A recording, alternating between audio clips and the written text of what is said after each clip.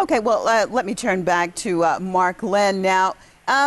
If this is the case, as far as what you and the other guests have been saying, basically, that the United States actually chooses its own interests above everything else, how is it that the United States gets away with projecting itself as the flag bearer of human rights and democracy? Well, in the first case, because the United States is, militarily speaking, the most powerful entity in the world. It is, through its union with the World Bank, the most powerful economic entity in the world. And more importantly than that, we have the most powerful media power in the world. The fact that we have Hollywood and all of these things that are used to model and to reshape other societies around the world. And so we really are magicians in many ways. We're magicians. We're able to alter reality for people so that we appear as one thing and we are something else. I'd like to support something else that you said a few moments ago, which is that whether the United States only supports certain democracies or the United States doesn't support democracy at all. I would tend to agree with the latter. Where there is freedom, as far as capitalism goes, both of my colleagues here brought up the topic of capitalism, where there is true freedom to choose, capitalism cannot thrive. Capitalism, of course, as much as we are told it is a supporter of free market and with competition, in its true essence it is not. Capitalism, in its essence, is about monopolism, and so they do not want people to have the opportunity to choose for themselves and to make choices that are in their own best interest. And so for that reason, I would tend to agree that America is not, at least at the highest political and business level, it is not interested in any form of democracy. It is the iron fist in the velvet glove, as they say. All right. Now, Mr. Hallinan, do you think that with the revolutions in the making that besides we've talked about the possibility of showing double standards by the United States and the way it has responded to the various movements, but do you think that the reaction of the United States will affect the U.S.'s influence in the region? Well, I think the United States' influence in the region has been declining for at least the last 20 years or so. And if you look at poll figures, my colleague from Iowa referred to them at one point. If you look at poll figures throughout the Middle East, North Africa, etc., what you find is that the average person certainly does not hold the United States up as a paragon of democracy or virtue or whatever, that they're pretty cynical about the role of the United States. I think that the United States has immense power, military and economic power. It's still the number one economy in the world. It spends more on military spending than all of the other countries in the world put together. 51% of all world military spending is by the United States. It's an extremely dangerous country to get on the wrong side of, as Libya is finding out, and say for that matter, Afghanistan, Iraq, Yemen, Somalia, etc. So I think that what you do see, however, is that the governments that used to be are somewhat client governments in Egypt and Tunisia, etc. These governments have fallen. I don't know what's going to emerge.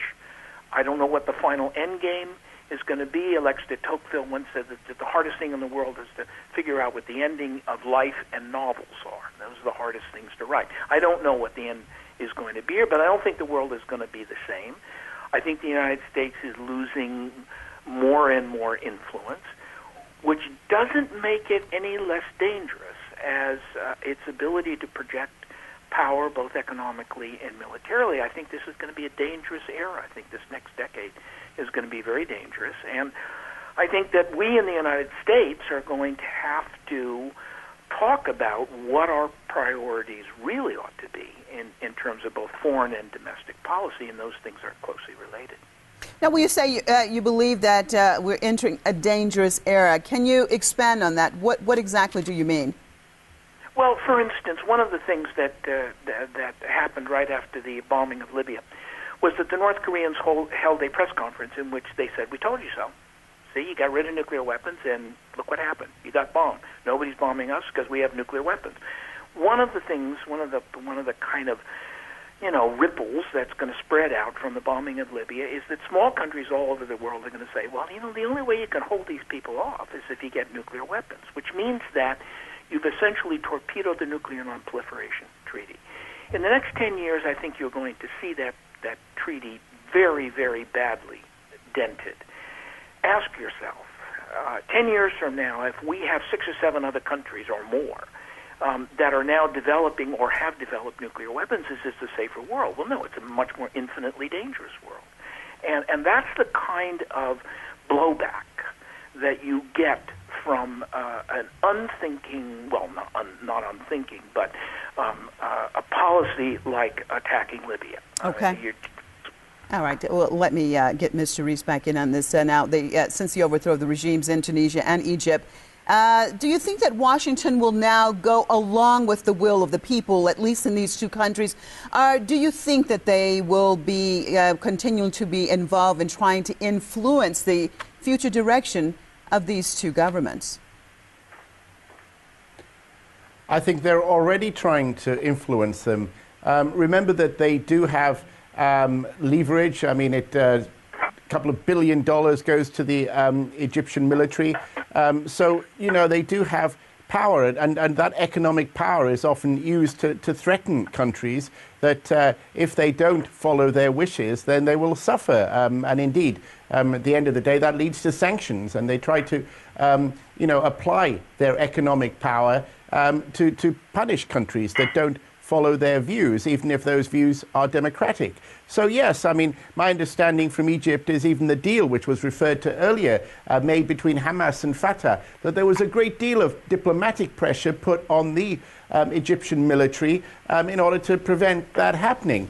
Now, whether it will work or not, we don't know yet. How complete these revolutions will be, we don't know yet. But certainly what America is doing there is trying to manage those, trying to basically give limits to democracy. So whatever else is decided by the people, that democracy will not offer choices that will be against the interests of Israel or American strategic interests in the region.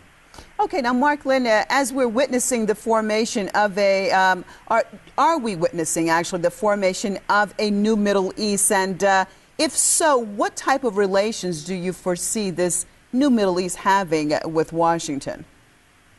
Well, the first thing that I would like to address is what Mr. Hallinan said just a few moments ago, which is that we're entering a very dangerous period here. And throughout the entire coverage of the entire revolution process that we've been watching for the last 3 months, I don't know that I've heard anything more profound than what he said. It is a very dangerous period because if the United States and Israel, if they really do manage to lose control of these governments, these compliant governments in that part of the world, they are going to up the ante, as the saying goes, and they are going to apply even more desperate measures to maintaining the kind of control that they have enjoyed now for not just decades, but for generations. So that's number one. Number two, I think we are entering a period of great change. Personally, I hope to see that these governments in that part of the world are going to start acting in the best interest of their people.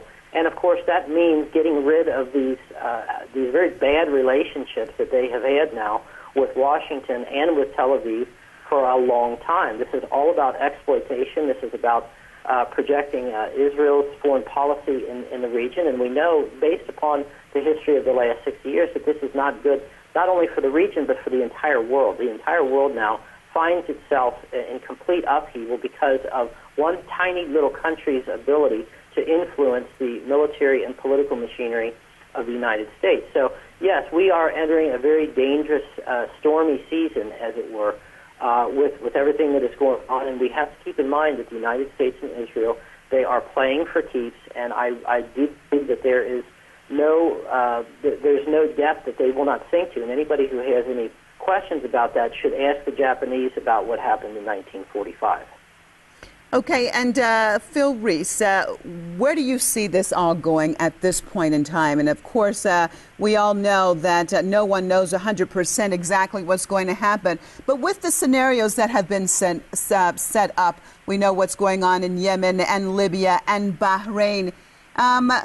What do you see is the overall answer if the people of this region want to stop themselves from being oppressed? And on the other hand, we've said on this program the power of the U.S.'s military and the media. So what do you see as the answer?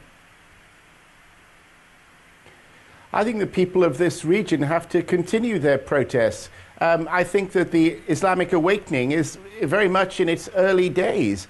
I think that Tunisia and Egypt have only gone part way. Those stories have yet to reach conclusion. And I think what happened in Libya, one of the key reasons why Britain and France became involved there, because they wanted to play a role in what was happening in the Middle East, because they'd been wrong-footed in the months earlier. They didn't know what was going on.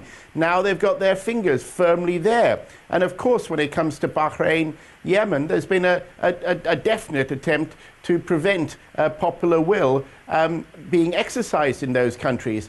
I mean, in Yemen, Ali Abdullah Saleh may go, but the Saudis are deeply involved in who will replace him. So I think that actually the whole Arab Spring, if you will, has had a chill wind going through it, largely led by Saudi Arabia and backed by the West. So, you know, there's been a progress. I think one of the big crimes of the last half century of the last century was the denial of democracy in the Middle East. It was concerted. You know, people talked about the Arab street as if it was an odd bunch of violent people. That was the view of the people. And yet, in terms of the Western media, the dictators and the autocrats were described as representing something. They didn't represent anything at all.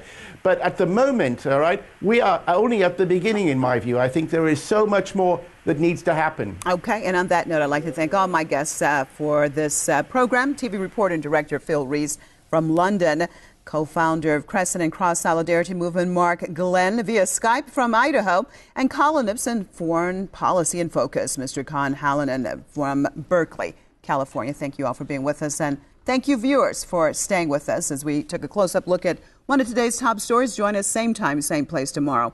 I'm Marzia Hashimi signing out from Tehran. Goodbye.